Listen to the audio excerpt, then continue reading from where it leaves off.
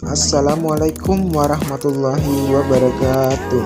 Can take it to the moon, just like a movie scene. Table for two, no need to be there. I want you instead.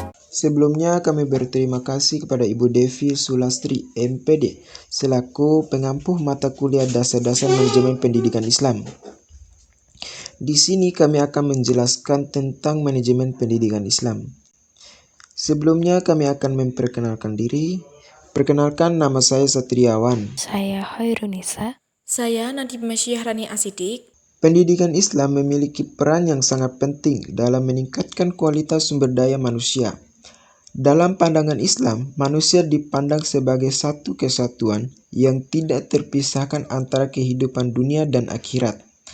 Dalam menjalankan peran, manusia diberikan kebebasan untuk berinovasi dan berinisiatif dalam mengubah kehidupannya menjadi lebih baik.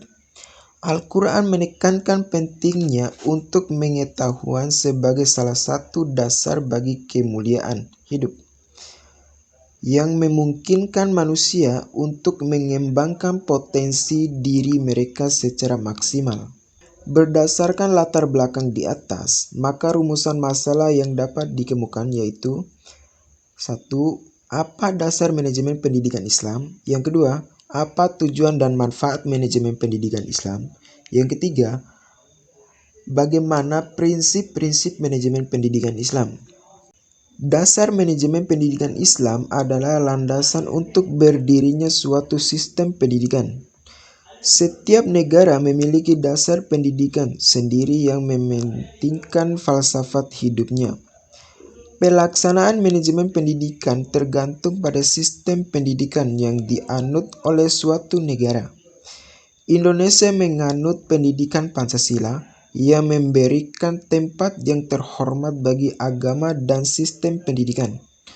Dasar-dasar manajemen pendidikan Islam meliputi agama, Pancasila, dan Undang-Undang Dasar 1945. Selanjutnya, adapun dasar-dasar manajemen pendidikan Islam. Yang pertama, Al-Quran. Al-Quran adalah wahyu Allah yang diturunkan kepada Nabi Muhammad SAW melalui malaikat Jibril dalam bahasa Arab. Al-Quran juga petunjuk hidup dan hujjah bagi umat manusia.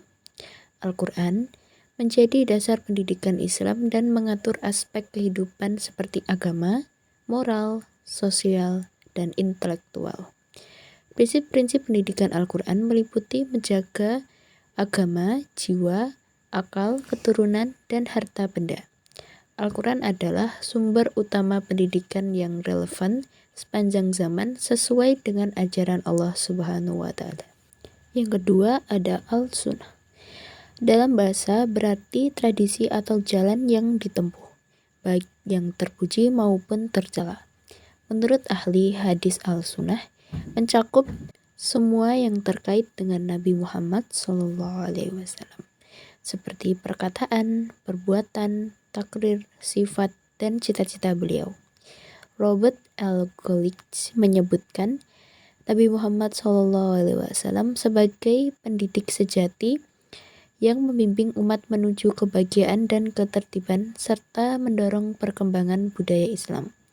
Al-Sunnah memainkan peran penting dalam bentuk ajaran dan tradisi Islam melalui teladan Nabi Muhammad SAW. Yang ketiga, dasar filosofis manajemen pendidikan di Indonesia. Manajemen pendidikan di Indonesia berlandaskan pada Pancasila dan Undang-Undang Dasar 1945. Pancasila mengandung nilai-nilai penting seperti ketuhanan, kemanusiaan, persatuan, kerakyatan, dan keadilan. Nilai-nilai ini memandu pendidikan untuk bersifat religius, adil, demokratis, dan berkeadilan sosial.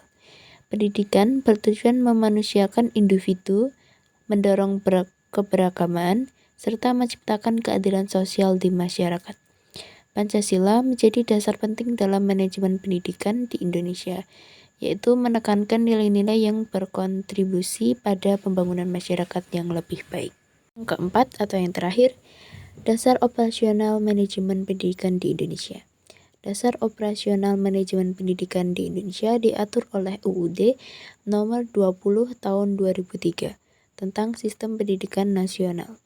Sistem ini bertujuan untuk mencapai pendidikan yang demokratis, inklusif, dan menghargai hak manusia. Pendidikan dibagi menjadi formal, non-formal, dan informal, dengan fokus pada pengembangan potensi peserta didik dalam berbagai bidang. Tujuan dan manfaat manajemen pendidikan Islam. Tujuan, manajemen pendidikan Islam memiliki beberapa tujuan yang penting. Tujuan utama meliputi peningkatan efisiensi operasional pendidikan dan mengembangkan karakter peserta didik. Tujuan jangka panjang mengarah pada pembentukan manusia yang beriman, berakhlak mulia, sehat, dan berilmu. Sementara itu, tujuan operasional fokus pada mempermudah administrasi, mengembangkan nilai moral, dan meningkatkan kerjasama serta produktivitas. Manfaat dari manajemen pendidikan yang baik meliputi peningkatan kinerja staf, penciptaan lingkungan kerja yang positif, penyesuaian kurikulum, dan penguatan hubungan antara lembaga pendidikan dan masyarakat. Dengan demikian, manajemen pendidikan Islam berkontribusi signifikan dalam mencerdaskan potensi peserta didik. Prinsip-prinsip manajemen pendidikan Islam. Manajemen pendidikan Islam didasarkan pada prinsip-prinsip yang kuat dan universal. Prinsip-prinsip ini tidak hanya menjadi acuan tetapi juga tujuan dari setiap kegiatan manajemen pendidikan. Poin utama: 1. Fleksibilitas. Pendidikan harus disesuaikan dengan kebutuhan dan fasilitas yang ada. 2. Kerjasama, membangun hubungan baik antara semua pihak yang terlibat. 3. Efisiensi, memanfaatkan sumber daya secara optimal. 4. Kepemimpinan yang efektif, memperhatikan hubungan antara manusia dan situasi sekitar. 5. Berorientasi pada tujuan, semua kegiatan harus diarahkan untuk mencapai tujuan yang jelas. 6. Berkelanjutan, kegiatan pendidikan harus terencana dan saling terhubung di setiap jenjang. 7. Pendidikan sepanjang hayat, mendorong perkembangan terus-menerus bagi setiap individu. 8. Pengelola, melakukan manajemen secara terencana dan sistematis.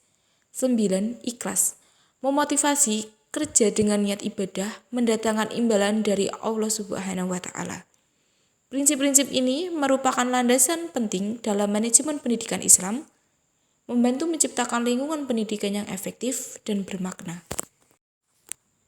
Kesimpulan, manajemen pendidikan Islam adalah cara mengelola pendidikan untuk mengembangkan potensi siswa sesuai ajaran Islam. Proses ini meliputi perencanaan, pengorganisasian, pelaksanaan, dan pengendalian. Dasar manajemen ini berasal dari Al-Quran, hadis, dan Undang-Undang Pendidikan Nasional. Tujuannya adalah untuk memaksimalkan sumber daya dan mencapai efisiensi dalam pendidikan.